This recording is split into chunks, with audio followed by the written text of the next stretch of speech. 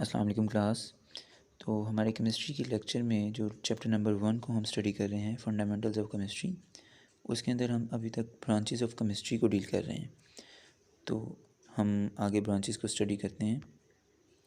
So first आज हम सबसे पहले जो है वो डिस्कस करेंगे environmental chemistry. It is a branch of chemistry in which we study about components of the environment and the effects of human activities on the environment.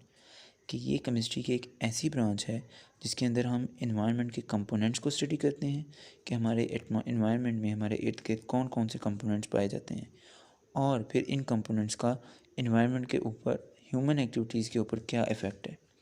For example, environment chemistry is related to other branches like biology, हम study of life करते हैं कि ज़िंदगी का मुताला करते हैं। Geology, study of geographical region, हमारी अर्थ की स्टडी को जियोलॉजी बोला जाता है। इसके साथ इकोलॉजी कि हम अपने इकोसिस्टम की भी स्टडी करते हैं।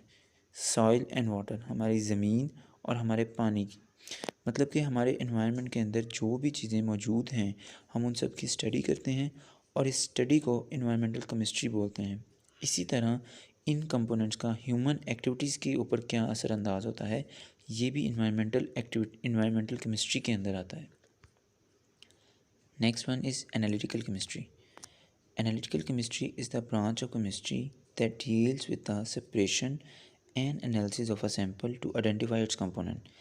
ये एक केमिस्ट्री की ऐसी ब्रांच है जिसके अंदर हम किसी भी सैम्पल की सेपरेशन करते हैं और एनालिसिस करते हैं कि इस सैम्पल के अंदर कौन कौन से कंपोनेंट्स हैं। जैसा कि हम अपने यूनिवर्स में, अपने एटमॉस्फेयर में कोई भी सैम्पल लेते हैं कि अगर हम सॉइल लेते हैं तो हम देखते हैं कि इसके अंदर कौन कौन से मटेरियल्स हैं, कौन कौन से मिनरल्स मौजूद हैं, कौन कौन से एलिमेंट्स हैं। सॉइल के अंदर गैसेस भी पाई जाती हैं जैसे कि नाइट्रोजन है और डिफरेंट गैसेस पाई जाती हैं। तो इसी तरह हम दूसरे कंपोनेंट्स को भी स्टडी करते हैं कि हम इनको सेपरेट कैसे कर सकते हैं और सेपरेटली हर कंपोनेंट का एनालिसिस कैसे कर सकते हैं। Hence, in this branch, different techniques and instruments used for analysis are studied.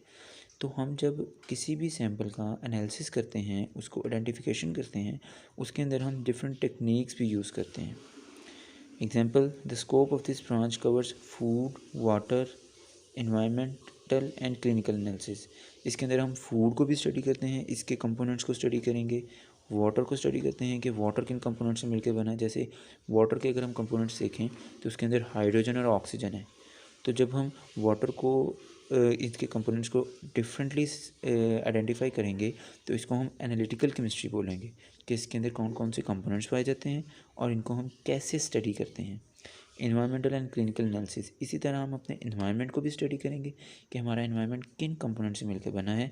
इसी के साथ क्लिनिकल एनालिसिस कि हम क्लिनिकल एनालिसिस से मुराद कि कोई भी एक्सपेरिमेंटल बेस जब हम देखते हैं लैब्स के अंदर जितने भी हमारे एनालिसिस हैं उनको हम क्लिनिकल एनालिसिस बोलेंगे। इसके बाद हमारे पास आती हैं types of analytical chemistry. The separation is carried out prior to qualitative and quantitative analysis कि जो हम किसी भी सैम्पल की सेपरेशन करते हैं वो हम डिफरेंट, हमारे पास टेक्निक्स होती हैं। एक हमारे पास क्वालिटेटिव एनालिसिस है। Qualitative analysis provides the identity of a substance, जैसे कि composition of a chemical species.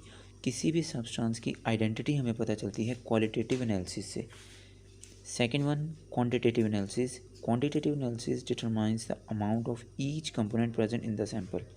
Quantitative के अंदर हम ईच कंपोनेंट की अमाउंट को स्टडी करते हैं, जबकि क्वालिटी के अंदर हम सब्सटेंस की आइडेंटिटी देखते हैं। तो इन दो मेथड्स के ज़रिए, इन दो टेक्निक्स के ज़रिए हम किसी भी कंपोनेंट को एनालाइज कर सकते हैं। सो यहाँ तक आपका आज लेक्चर था।